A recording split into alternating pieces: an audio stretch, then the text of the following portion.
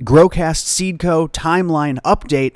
Today we dive into GrowCast Seed Co. and tell you all about the strains, but I left out a few key points on the timeline. Going to drop them here. You're going to hear all about Seed Co. today, but you can expect seeds for purchase for you listeners in April. $60 a pack, free shipping, affordable genetics for you listeners, but members get first dibs. Patreon.com/GrowCast. They get pre-orders. They get some members-only strains. Who knows how long they're going to last past the members.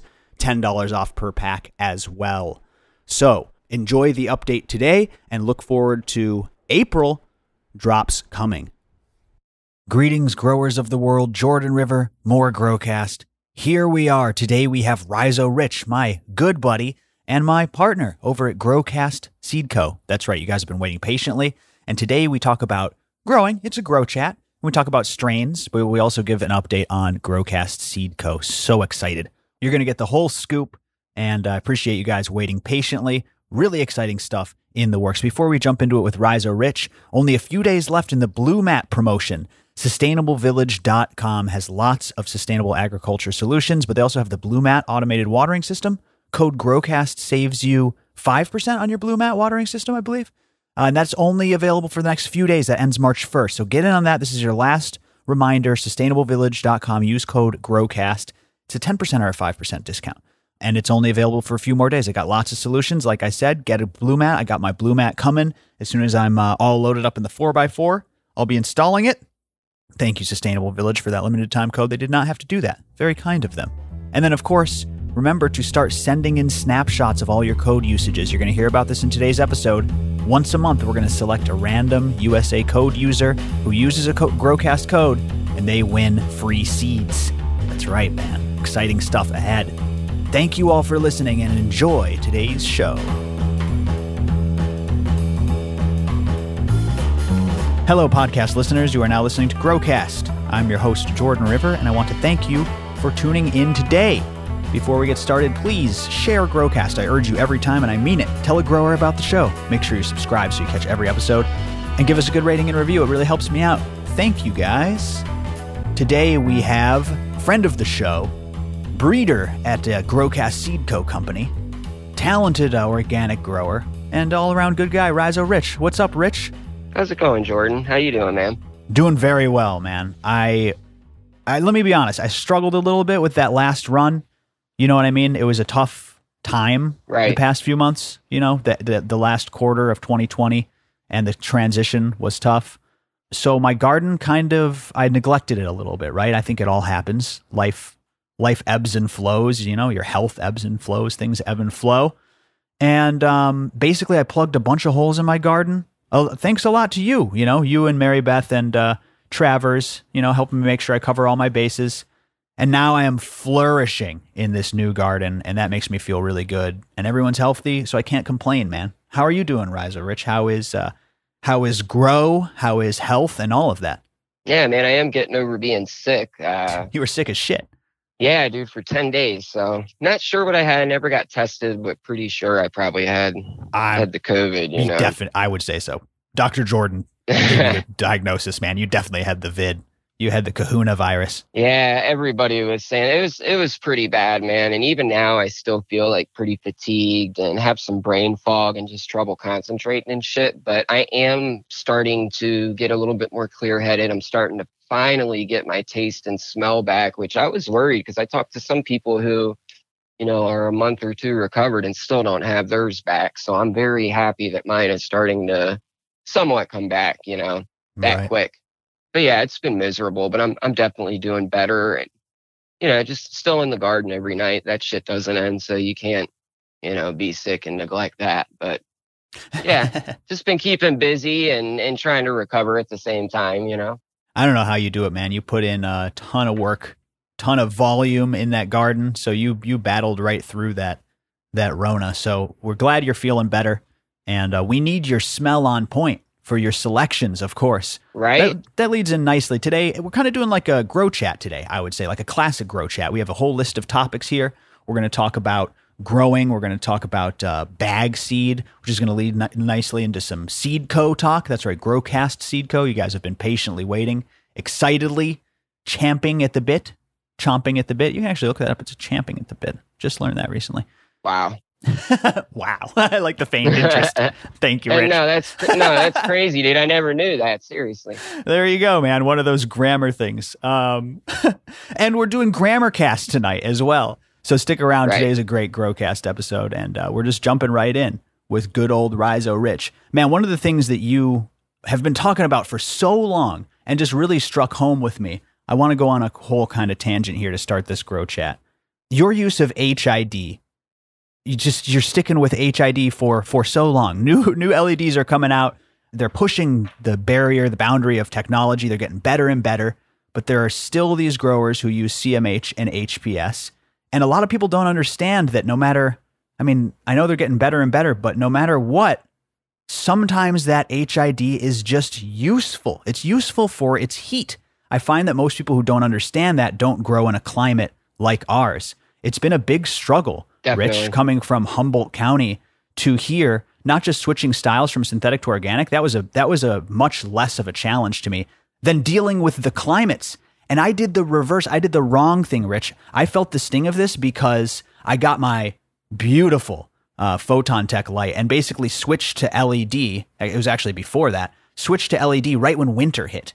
So I literally felt the sting of taking away the heat that was generated by my classic HID light and then getting hit with the winter cold. Now, you really opened my eyes, which is it gets so cold that if you don't have heat coming from your lights, you're going to have to supplement with a heater a lot of the times, which takes, thousands of watts in electricity.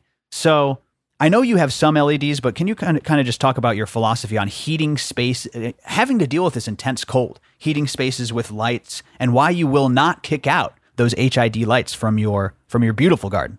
Yeah, so I mean, I just want to start by giving some of my own personal opinions that whether you're growing with HID or LED, you can get the same end quality if you know what you're doing. I haven't seen somebody grow with LEDs and pull out flowers that were just super amazing, looking, that they just blew HID flowers out of the water. Maybe HPS by itself, but if you're mixing your HID lighting correctly, you can have just as high a quality with LED, vice versa. I would agree with that. It's negligible. I'm sure there are slight differences, but I wouldn't grow with HPS by myself unless I had to, I guess. But I do think those mixed with CMH give off a really nice spectrum that, are gonna give you just as good of a result as what you can get with LEDs. So far as the heat thing, it is kind of an issue. I do grow with LEDs. I do have a Nextlight Mega, so it's pretty big. It takes up about a quarter of the 8x8. Okay. It's a very nice light, but it doesn't get very hot. I do run a couple 315s in there, CMHs, and then I run a 1,000-watt HPS that kind of sits in the middle of the CMHs. Nice. And then, even with the HIDs, I still have to supplement with heat. And it got me thinking, because I really did want to try to switch over to LEDs, all LEDs at one point, because in the summertime, it would benefit me. It gets very hot here in the summertime. And right. Like I've talked about before, I'm in an outbuilding, so LEDs would greatly benefit me in the summertime. I will say and admit that all day long.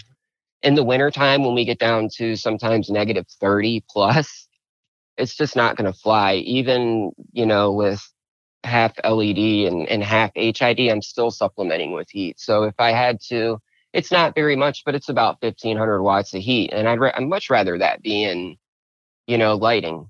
Yeah. If I had to switch over to all LEDs, I would need to bring my temps up a little bit just because I'm running LEDs according to most people who are running them. You want to run a little bit warmer and have that leaf surface temperature right where it's supposed to be. If I had all LEDs, I'd be supplementing with a couple heaters, and it would just be a lot of wasted wattage on heat that's giving off zero light because I don't want any light leaks in my tent. So it's, not giving anything but the benefit of heat. So, running all LEDs, I'm going to be running a couple thousand at least watts of heat just to keep it warm in there. I don't think it's really worth it for me to do that. I would much rather run the HIDs, get the lighting, as well as some heat from it. So I always tell people, lighting isn't necessarily how efficient it is or what's the newest thing. It really, really, really depends on your environment and what you're growing in and what you're able to pull off. Not everybody can have a nice, in their basement or in a house grow that's insulated and proper like you would really want it to be. Some of us are in tents that are in outbuildings or, somewhere that you have to already supplement a ridiculous amount of heat or AC, and you're already wasting money and energy as it is. And if you're going to run all LEDs, you're probably going to be wasting even more at certain times of the year. So for myself, it's just not a good choice to be running it all the time in my rooms or tents. Summertime LEDs would be fantastic. And I probably will just run my LEDs and some CMH in the summertime next year and not the HPSs, because that's what I did last year and I was able to keep the temps down more. But all LEDs would be great for the summer. But winter, yeah, it's very difficult, man. It is. It's really dependent on people's environments, and people need to understand that and not get so hung up on, what's new or what's the most efficient. Is it really that efficient if you're supplementing thousands of watts of heat just to keep your room at a steady temperature because you're running all LEDs, or is it more efficient to maybe run less wattage and run HIDs and maybe mix your lighting and still 100%. Get killer results? It just really depends on what you're doing. So that's so people true. Just need to understand that is all, And you can chase your tail if you end up for instance, if you do end up in a cold environment with an LED and it's a dry environment, like the cold, dry Midwest winter. Well, guess what? Now you're going to have to supplement with the humidifier, and most humidifiers are cool mist humidifiers. So that's actually going to make your cold problem worse in your tent. So you go with a warm mist humidifier, but those are actually less effective, and they usually have auto shutoffs because they have a heating element. It's a whole thing. And like you said, I think people think that they get hung up. I think brand new growers especially see the light as maybe the most important thing in the tent. Like the light is what produces, you're mimicking the sun. It's what's going to produce the photosynthesis. It kind of makes sense that a layperson would say that's the most important factor in the tent. Really, I do not think that's close to the case. Things like genetics play a way bigger role. We did a member podcast episode on that was a really good one, on what basically we think are the most important factors for influencing a grow. Things like genetics and environment, we would say things like fertigation style, to me, come way higher up on that list. And again, you're right. You should be really using your environment as the determiner, not which, this this light isn't going to give you some sort of magical level of bud quality, like you were saying before. Yeah. So that's kind of what I want to emphasize. And then also just learning your local environment. Like I said, has been such a struggle coming from Humboldt.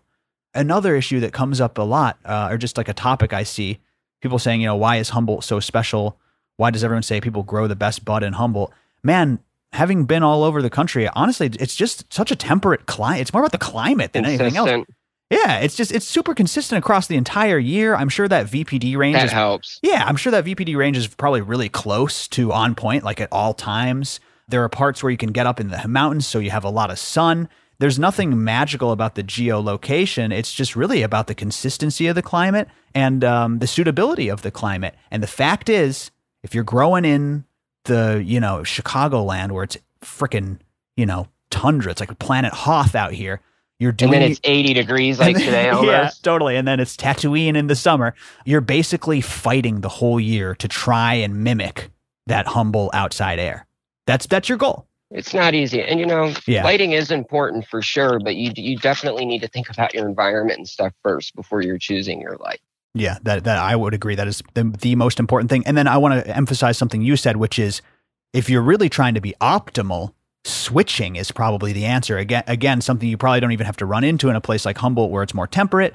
But out here, or in any climate where there's these swings in temperature, swap out your LEDs for some. I know that's a pain in the ass in some grows, man. But if possible, swap that out for the seasons.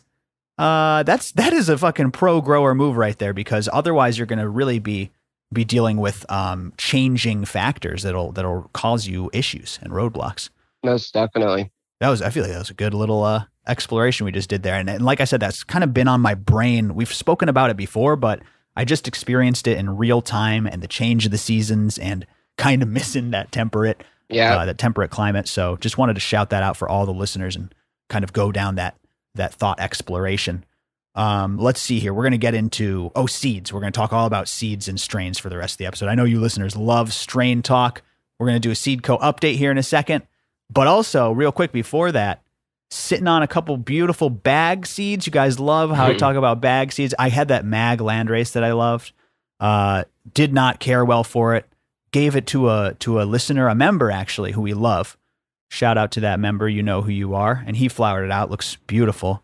But now here I am tempted again by this beautiful big dispo seed of super glue and this other dispo seed of wedding cake I have. And, you know, we had the great Dr. Coco on this show who was talking. He made a really good point about bag seed, which is a lot of times they can be finicky, you know, because it is a hermed plant. That plant selfed. It basically pollinated itself, and they can be tricky sometimes. And what you don't want is to have a first-time grower grow out that bag seed, have a bad experience, and then not want to grow again. Very, very valid point. But I feel like I'm about to pop this seed. So I need to kind of explore the other side of that. And you were making some good points about bag seed, Rich. Yeah, definitely, man. I have some thoughts on it. You know, I totally agree with him that there's a possibility if the bag seed was made from the plant herming and it wasn't pollinated through a male plant that somehow, you know, drifted pollen, or somebody brought in male pollen somehow on their clothes or however, and it was a hermaphrodite plant, then there is a strong chance that you could get a hermaphrodite out of the bag seed. Then again, there's a chance you couldn't. I also agree with him on that, you know, that could totally turn a first-time grower off. But also then you got to make the argument of there's people that's all they got and that's what they want for their first experiences. You know, let me see if I can even do this. Let me, a lot of people start that way. Seed out. Yeah.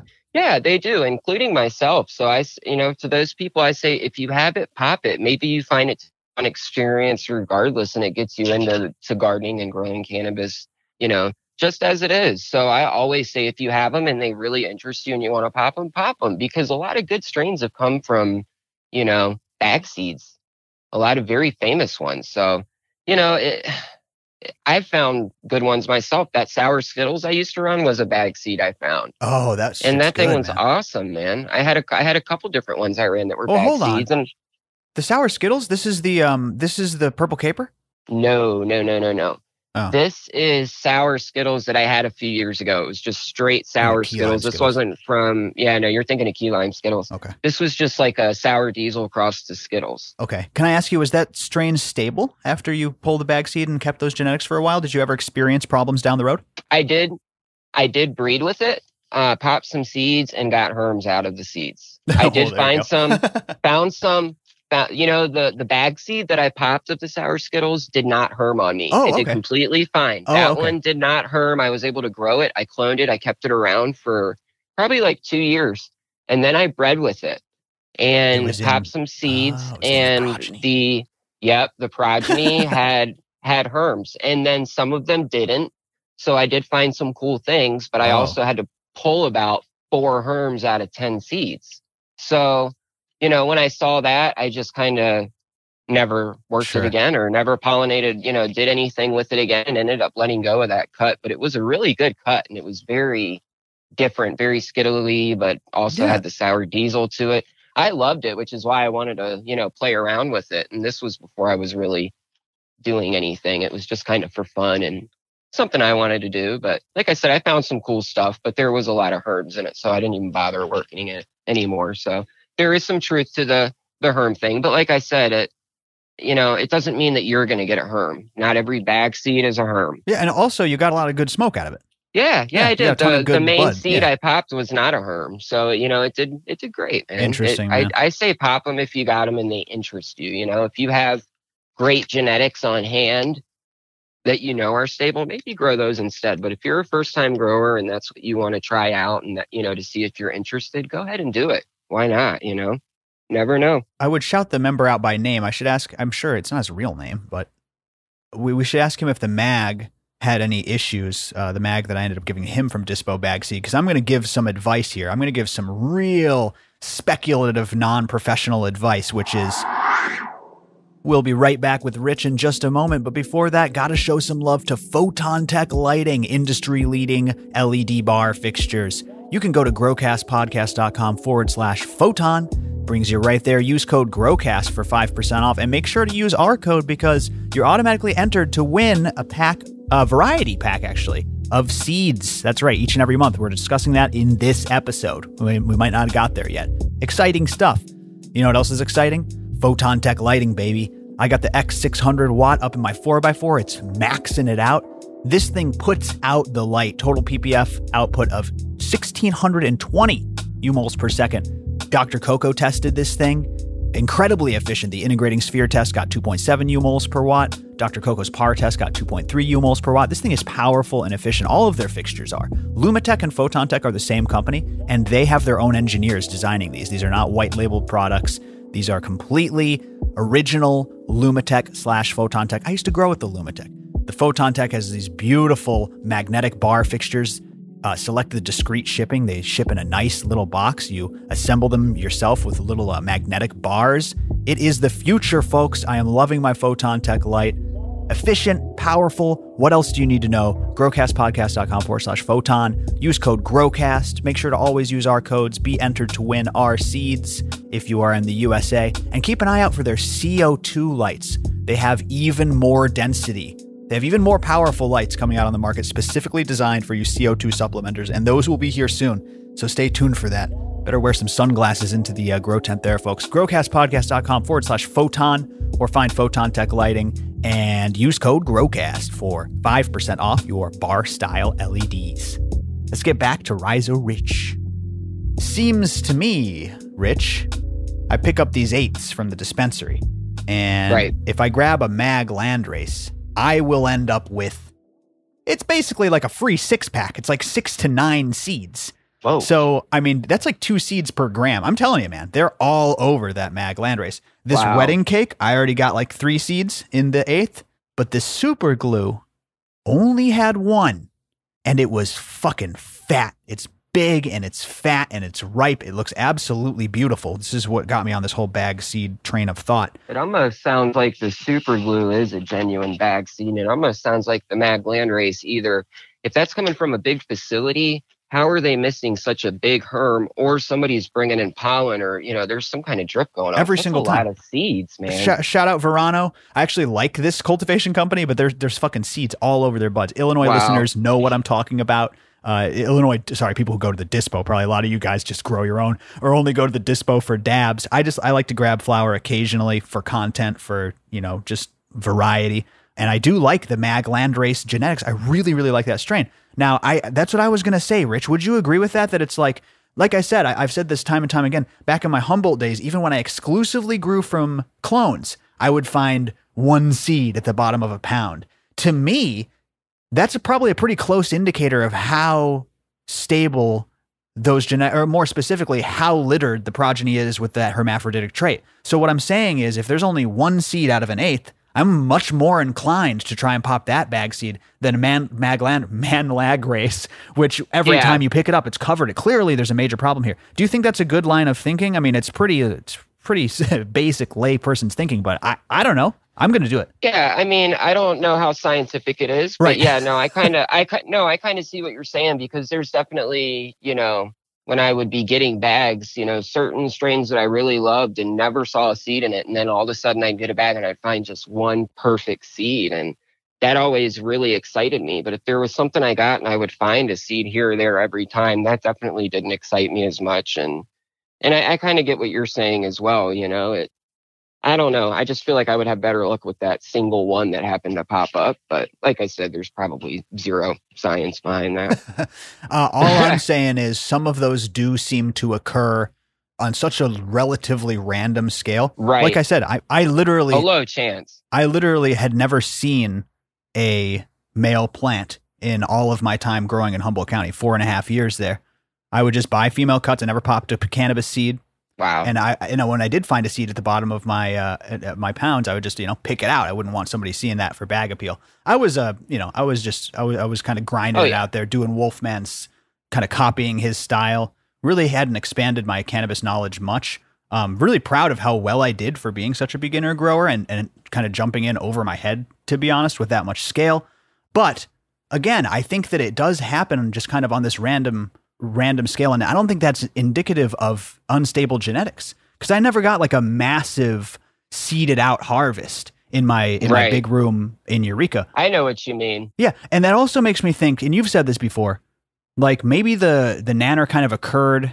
It didn't burst out into the room because there would be way more. Maybe it kind of occurred on the inside of the flower. I call it an internal herm. I don't know if there's a real term for it, but it's almost like it happens inside of the flower, like you're saying, and doesn't spread around the room. You just get like this one seed or one little concentrated part of one bud that has a few seeds in it, Yeah, I mean, it's interesting to think about, because if it truly did burst a sac, there would be more. So it had to have been contained somehow to have that one seed out of the large sample. I don't know. Really interesting stuff. And I'm, like I said, this Gorilla Glue, Super Glue, which I believe is just a back cross of Gorilla Glue, if I'm not mistaken. Some sort of sounds like it. Back cross of different phenos. The seed is so sexy. I got to pop it. It's just big and fat and all alone. Yeah, see what it is. It's like manna man. from heaven. Sent on a golden chariot, so I'm popping it out. Keep an eye on it, That's all you got to do.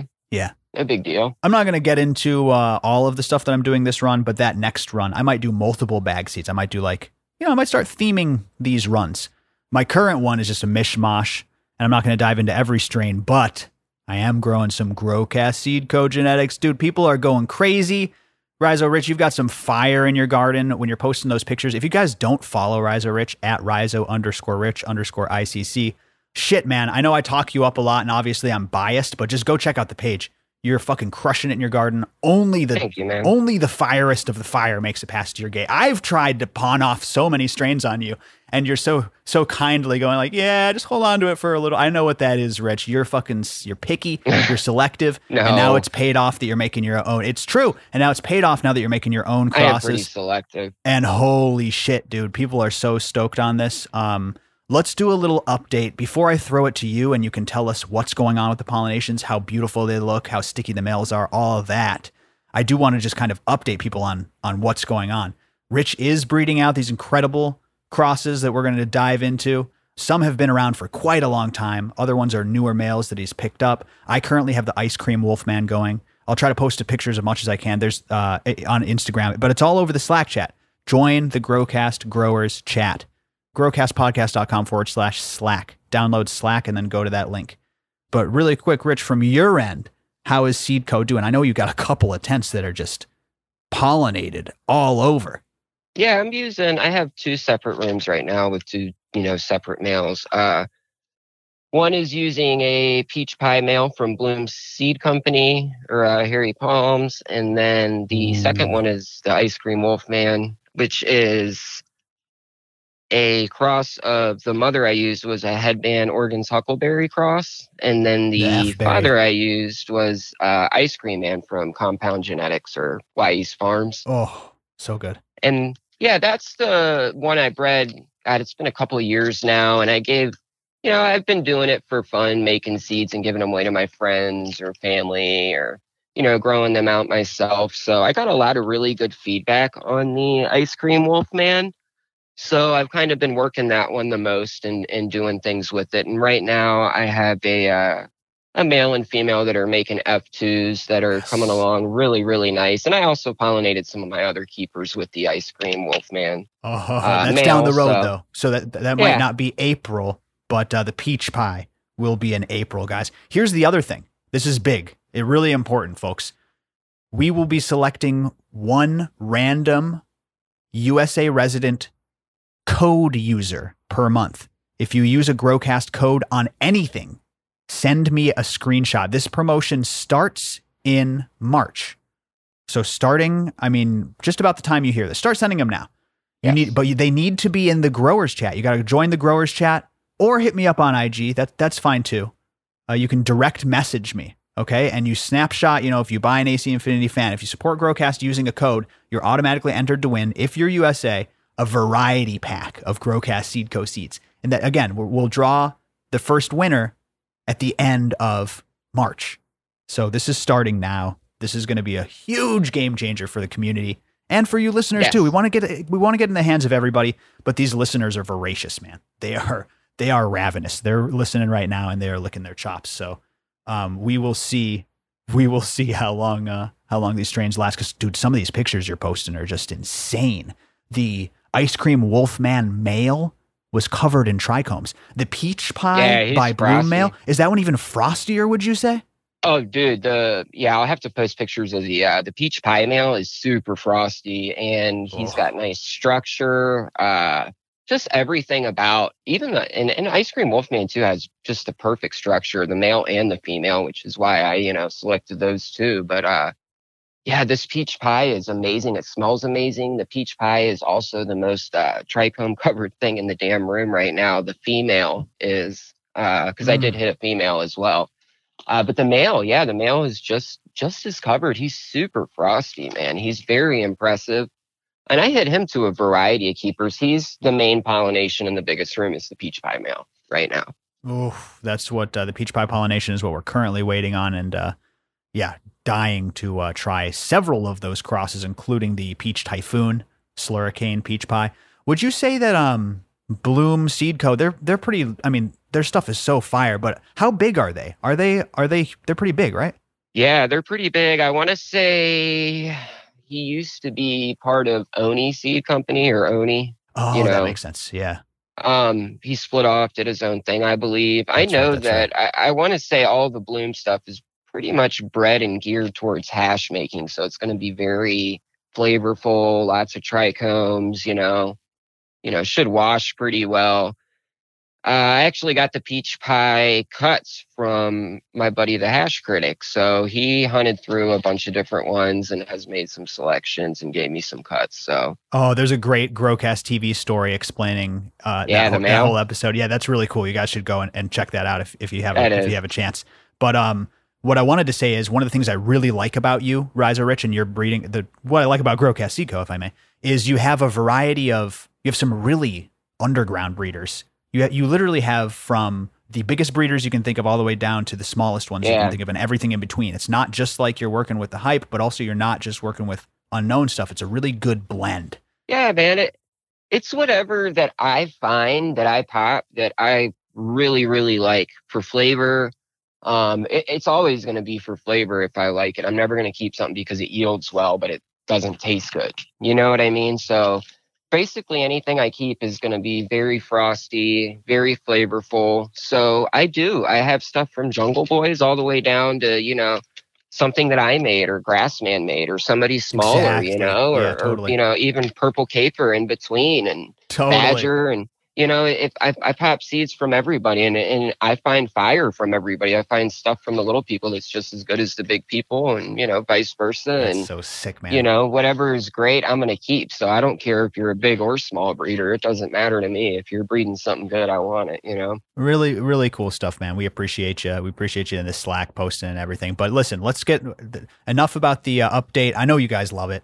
But I bet the non-USA guys are just like, oh, I'm sorry, we're working on it as soon as we can. We'll get there. But what I want to kind of tie in here are some strain reviews. Shout out some of these strains that we're working with. Talk more about them. Give credit to these wonderful breeders. Talk about what growers of our upcoming strains can expect. I kind of just have a short list here of in-depth strain reviews.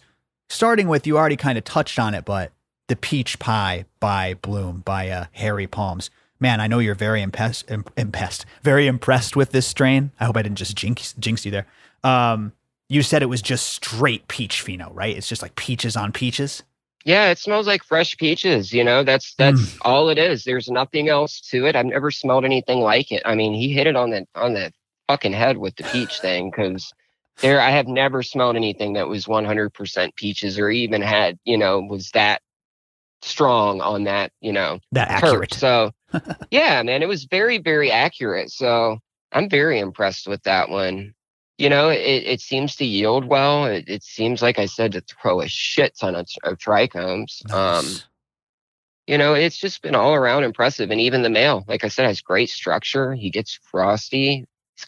When he flowers, he has great flower structure.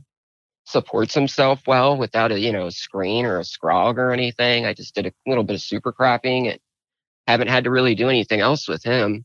Nice. Now you are in organic, so it's not so easy for you to tell about, low feeder or high feeder. Your system would support just about any type of feeder, but I don't know if you have any speculation on that. I do have some plants when I grow new strains that'll come out and, I'll put them in the soil and they just suck up every bit of nutrient or every bit of nitrogen and yellow out quicker than anybody. So, the next round, if I grow them again, I need to, adjust their specific container to have, more of this or more of that. Sure. So I definitely do see that. What about the peach pie? About on average, is it? It's pretty average. I haven't noticed that it needs anything, extra. Same with Slurricane, doesn't seem to be a heavy feeder, at least the pheno I have. 10th Planet as well. They all seem to be pretty decent feeders. The Giggling Granny definitely likes a lot of nitrogen. Oh, that doesn't surprise me. That one's a heavy feeder. Oh, man. And definitely. So really quickly, 10th Planet got crossed on a very limited sneak peek members only GrowCast Seed Co promo, and that got crossed with the Super Lemon Haze F5 male, and that was the Lunar Lemon. So that's what some both members Ethos got their strains. hands on. Both Ethos. Oh, that's right. Yeah, both Ethos strains, just phenomenal cultivars. I kept 3 phenos of 10th Planet and still run them, today. I love all 3 of them. They all 3 have something special. Everybody I've seen that's grown it, I've seen some very special plants come out of them. I haven't seen anything from a 10th Planet, photo where somebody sent me one and I go, damn, that's not a good looking pheno, or that just wasn't impressive. I always see something good, or, hear about good terps or whatever. I haven't heard anything bad about 10th Planet, and with my own experience, it's been great. So I was going to say everyone you've given me is really good, so that doesn't surprise me. And then Slurricane, the other one that you were kind of mentioning there, had been in your garden for a little while.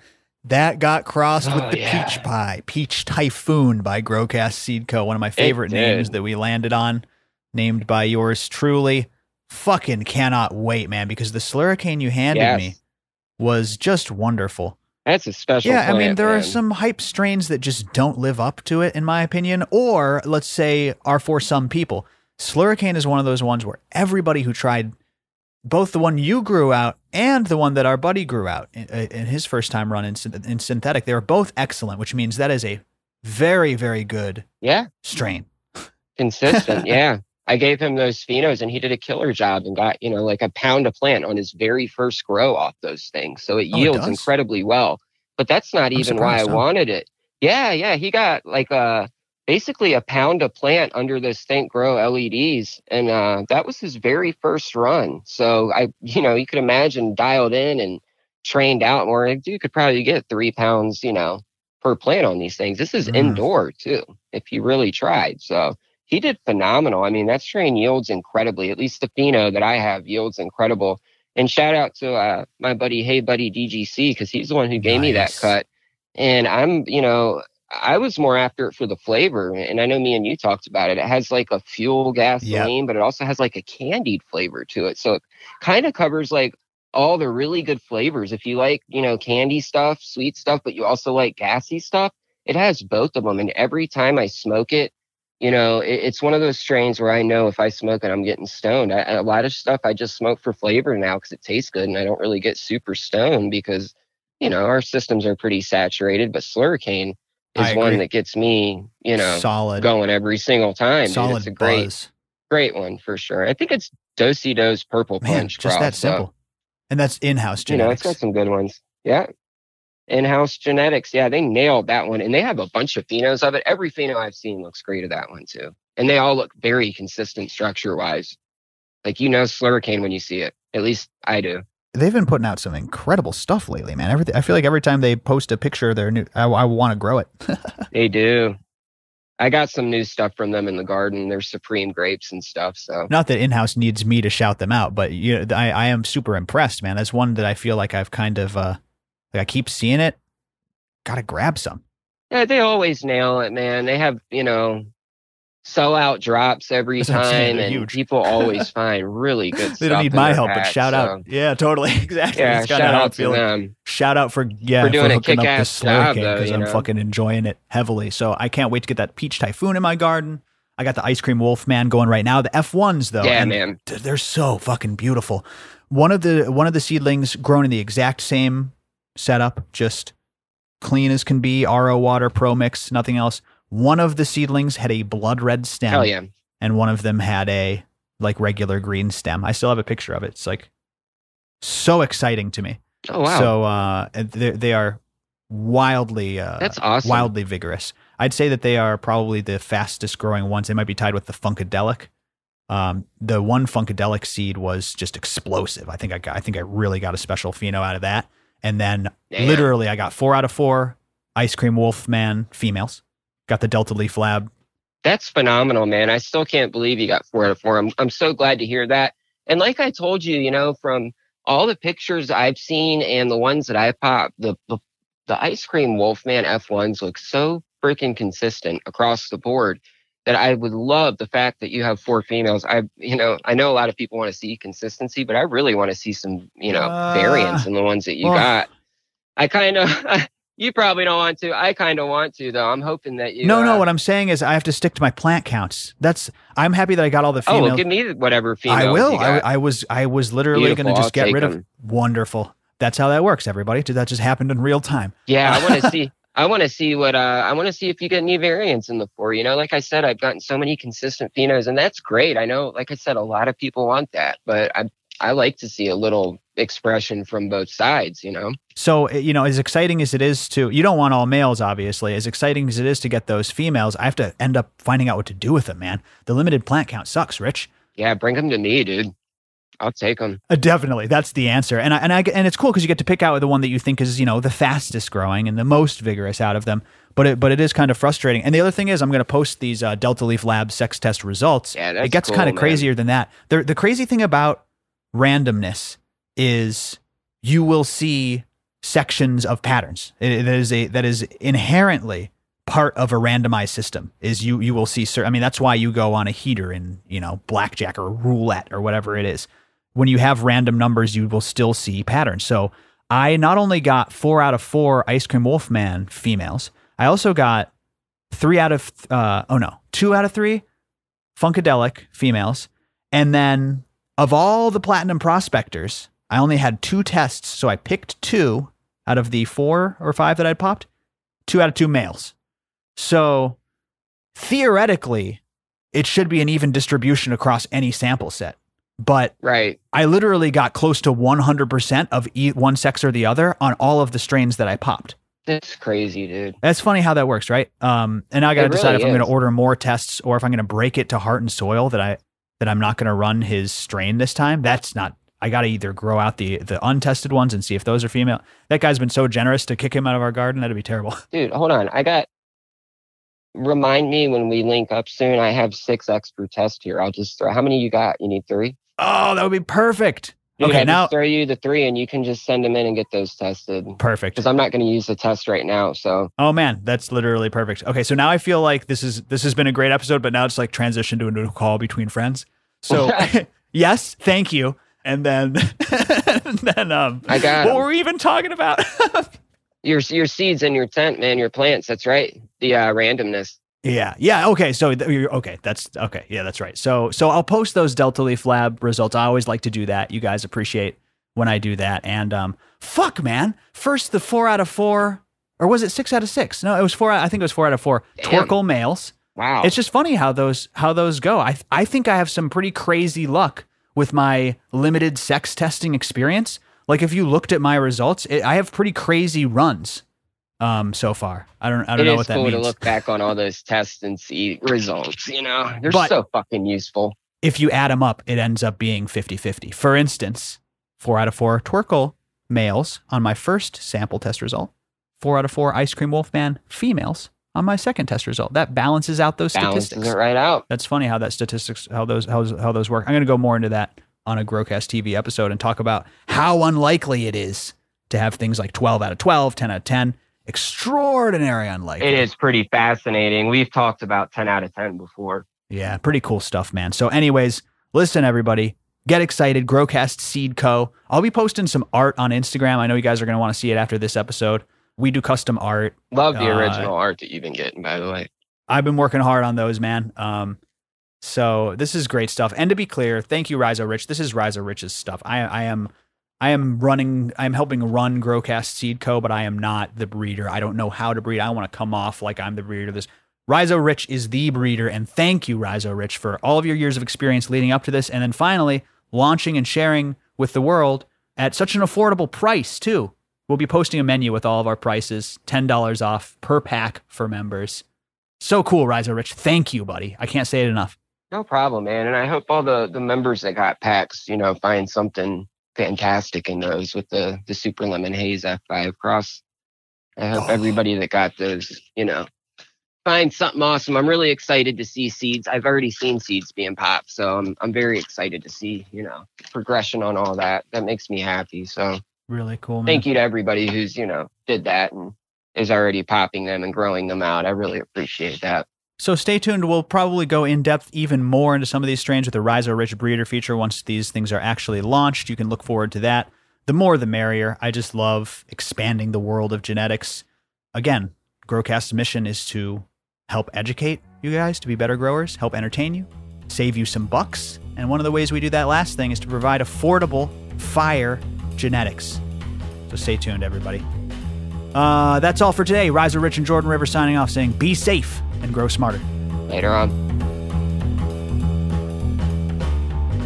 That's our show, everybody. Thank you so much for tuning in. Thank you to Rhizo Rich, my good buddy. What a great episode this was. Before we wrap it up, shout out to AC Infinity, one of my favorite partners of ours. They make sexy tents, but they also make the best fans in growing.